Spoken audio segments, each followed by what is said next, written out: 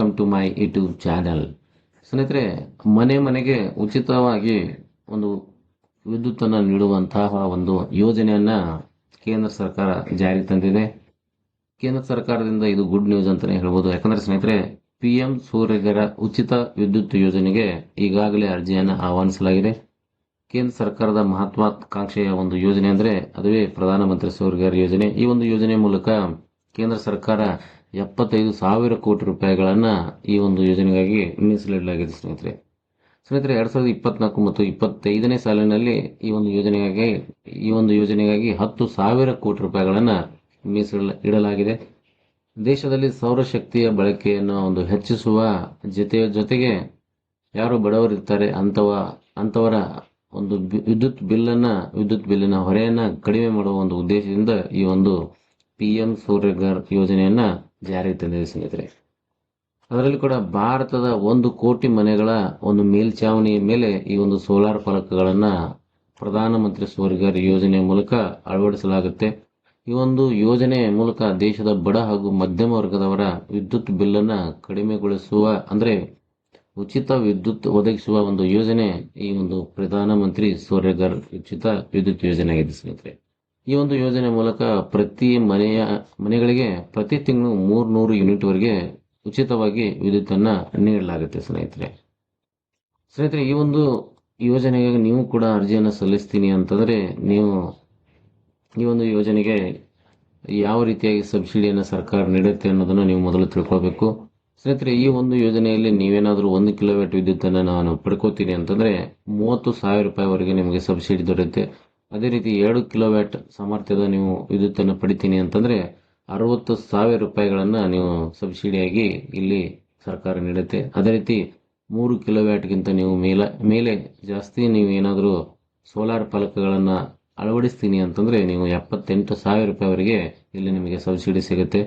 ಸ್ನೇಹಿತರೆ, ಇಲ್ಲಿ ನೀವು ಮಾಡಬೇಕಾದದ್ದು ಇಷ್ಟೇ: 1 ಕಿಲೋವ್ಯಾಟ್, 2 ಕಿಲೋವ್ಯಾಟ್ ಮತ್ತು 3 ಕಿಲೋವ್ಯಾಟ್ ನಿಮಗೆ ಸಾಧ್ಯವಾದಷ್ಟು ನೀವೇನೈತಿ ಆ 1 ಕಿಲೋವ್ಯಾಟ್ ಸಾಮರ್ಥ್ಯದ ಸೋಲಾರ್ ಫಲಕಗಳನ್ನ ನೀವು ನಿಮ್ಮ ಮನೆಯ ಮೇಲ್ಛಾವಣಿ ಮೇಲೆ ಅಳವಡಿಸಿಕೊಳ್ಬೇಕಾಗುತ್ತೆ. ಅದರ ತಕ್ಕಂತೆ ನಿಮಗೆ 1 ಕಿಲೋವ್ಯಾಟ್ಗೆ 30,000, 2 ಕಿಲೋವ್ಯಾಟ್ಗೆ 60,000, ಜೊತೆಗೆ 3 ಕಿಲೋಮೀಟರ್ ಮೇಲಿದ್ರೆ ನೀವು ಜೋಡಿಸಿರುವಂತಹ ಸೋಲಾರ್ ಫಲಕಕ್ಕೆ 78,000 ರೂಪಾಯಿ ಸಬ್ಸಿಡಿ ಸರ್ಕಾರದಿಂದ ದೊರೆಯುತ್ತೆ. ಸ್ನೇಹಿತರೆ, ಹಾಗಾದ್ರೆ ಈ ಒಂದು ಯೋಜನೆಗೆ ನೀವು ಅರ್ಜಿಯನ್ನು ಸಲ್ಲಿಸ್ತೀನಿ ಅಂತಂದ್ರೆ ನಿಮ್ಗೆ ಇರಬೇಕಾದಂತಹ ಅರ್ಹತೆ ಏನಿರಬೇಕು?